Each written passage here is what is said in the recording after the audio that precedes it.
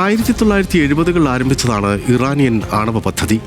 ആണവായുധ നിർവ്യാപന കരാർ അംഗീകരിച്ചിരുന്ന ഇറാന്റെ ആണവ പദ്ധതിക്ക് അമേരിക്കയുടെ സഹായവുമുണ്ടായിരുന്നു. ഇറാനിലെ ഷാ ഭരണകൂടം 20 ആണവോർജ്ജ പ്ലാന്റുകളുടെ നിർമ്മാണം പ്രഖ്യാപിച്ചു. ഫ്രാൻസും പശ്ചിമ ജർമ്മനിയും അമേരിക്കയും സഹായവും പ്രഖ്യാപിച്ചിരുന്നു.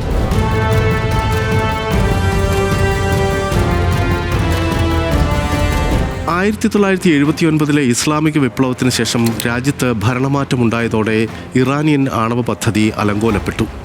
ആയത്തുള്ള റൂഹുള്ള ഖൊമൈനി ആദ്യം ആണവ സാങ്കേതിക വിദ്യയ്ക്ക് എതിരായിരുന്നുവെങ്കിലും 80കളുടെ അവസാനത്തോടെ ആണവ പദ്ധതി പുനഃസ്ഥാപിച്ചു. ചൈനയുടെയും പാകിസ്ഥാന്റെയും റഷ്യയുടെയും IQ ഖാൻ നെറ്റ്വർക്കിൻ്റെയും സഹായത്തോടെ ഇറാൻ ആണവ പദ്ധതിയുമായി മുന്നോട്ടു പോയി. 1980-88 കാലത്ത് ഇറാഖുമായുള്ള യുദ്ധത്തിൻ്റെ പശ്ചാത്തലത്തിലായിരുന്നു ഇത്.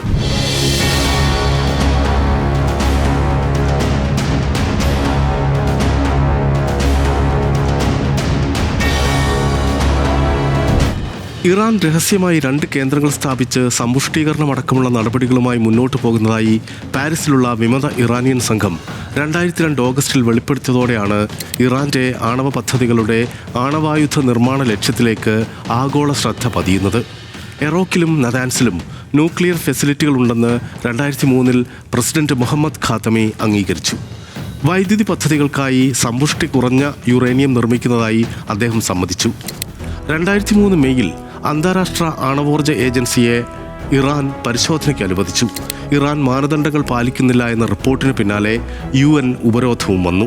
തുടർന്ന് അന്താരാഷ്ട്ര ആണവോർജ്ജ ഏജൻസിയുമായി പൂർണ്ണമായി സഹകരിക്കാമെന്ന് ഇറാൻ സമ്മതിച്ചു. 2005 പ്രസിഡന്റ് അഹ്മദി നജാദിന്റെ നേതൃത്വത്തിലുള്ള ഇറാനിയൻ സർക്കാർ IAEAക്കെതിരെ വിമർശനങ്ങൾ ഉന്നയിക്കുകയും 2006 യുറേനിയം സമ്പുഷ്ടീകരണം പുനരാരംഭിക്കുകയും ചെയ്തു. പിന്നാലെ ഇറാനെതിരെ UN പ്രമേയങ്ങളുടെ പരമ്പര തന്നെ ഉണ്ടായി. ഉപരോധങ്ങളും ശക്തമായി. ഇറാന്റെ ആണവ പദ്ധതിയെക്കുറിച്ച് ലോകവ്യാപകമായി ആശങ്കയുയർന്നു. ഇറാനിയൻ നഗരമായ ഖോമിനടുത്ത് ഫോർദോയിൽ ഭൂഗർഭ കേന്ദ്രത്തിൽ ഇറാൻ യുറേനിയം സമ്പുഷ്ടീകരണം നടത്തുന്നതായി 2009 അമേരിക്കൻ പ്രസിഡന്റ് ബരാക് ഒബാമ വെളിപ്പെടുത്തി. ഇതോടെ ഇസ്രയേൽ സൈനിക നടപടി ഭീഷണി മുഴക്കി. മേഖലയിൽ സംഘർഷാവസ്ഥയുടെ മേഘങ്ങൾ ഉരുണ്ടുകൂടി. ചർച്ചകൾക്ക് അന്താരാഷ്ട്ര തലത്തിൽ ശ്രമങ്ങളുണ്ടായെങ്കിലും 2013 വരെ സ്തംഭനാവസ്ഥ തുടർന്നു. രാജ്യത്തിനു മേലുള്ള ഉപരോധങ്ങളും ഇറാനെ സമ്മർദ്ദത്തിലാക്കി. 2013 ഇടക്കാല കരാറായി. 2015 സംയുക്ത സമഗ്ര കർമ്മ പദ്ധതി അംഗീകരിച്ച് കരാർ ഒപ്പിട്ടു.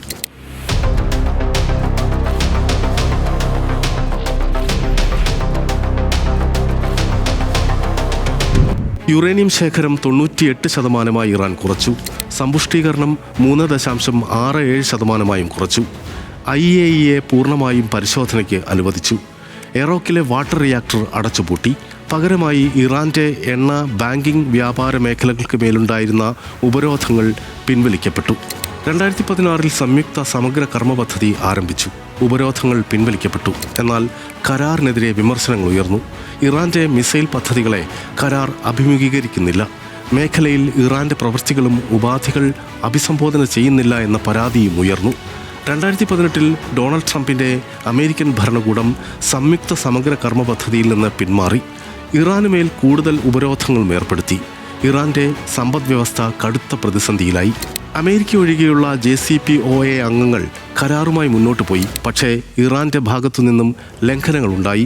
യുറേനിയം സമ്പുഷ്ടീകരണം 60% ഇറാൻ ഉയർത്തി. ആണവോർജ്ജ ഏജൻസിയുമായുള്ള സഹകരണം കുറച്ചു.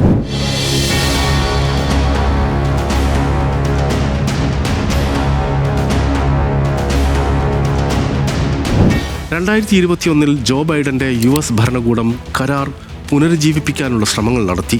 വിയന്നയിൽ ചർച്ച നടന്നെങ്കിലും ഫലമുണ്ടായില്ല. 2022 2023 പ്രാദേശികവും ആഗോളവുമായ സംഘർഷങ്ങൾ മൂലം ചർച്ചകൾ നടന്നില്ല.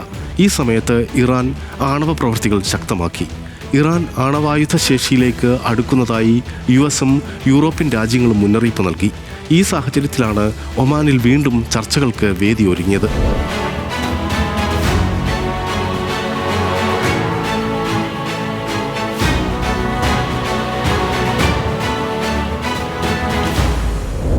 ഇസ്രായേലുമായുള്ള സംഘർഷത്തിൽ ഒരു അനൗദ്യോഗിക സൈനിക സഖ്യം തന്നെ നയിക്കുന്നത് ഇറാനാണ്.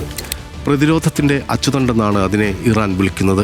2023 ഒക്ടോബർ 7 ഇസ്രയേൽ ആക്രമണത്തിന് പിന്നാലെ മേഖലയിലുണ്ടായ യുദ്ധത്തിൽ ഈ സഖ്യത്തിന് കനത്ത നഷ്ടങ്ങളാണ് ഉണ്ടായത്. യുക്രൈനുമായുള്ള യുദ്ധത്തിലായിരുന്ന റഷ്യ ഇറാനെ സഹായിക്കാനാവുന്ന നിലയിലുമല്ല. ഇതിനു പുറമെ കടുത്ത സാമ്പത്തിക പ്രതിസന്ധിയും. ഈ സാഹചര്യങ്ങളുടെ സമ്മർദ്ദവും ഇറാനെ കരാറിലെത്താൻ പ്രേരിപ്പിക്കുന്നുണ്ട്. ഇറാനിയൻ ആണവ കരാറിൻ്റെ ഗതി നിർണ്ണയിക്കുന്നതിൽ നിരവധി അന്താരാഷ്ട്ര രാഷ്ട്രീയ സാഹചര്യങ്ങൾക്ക് വലിയ പങ്കുണ്ട്. അമേരിക്കയുടെ ആഭ്യന്തര രാഷ്ട്രീയവും നയങ്ങൾ തമ്മിലുള്ള ഏറ്റുമുട്ടലുമൊക്കെ അതിൻ്റെ ഗതിയെ നിർണ്ണയിച്ചു. ഇറാൻ്റെ ഇസ്രയേൽ വിരോധവും സൗദി അറേബ്യയുമായുള്ള ശത്രുതയും ഈ കരാറിൻ്റെ ഗതിവിഗതികളെ സ്വാധീനിച്ചിട്ടുണ്ട്. ആ ചരിത്രം മറ്റൊരു എപ്പിസോഡിൽ.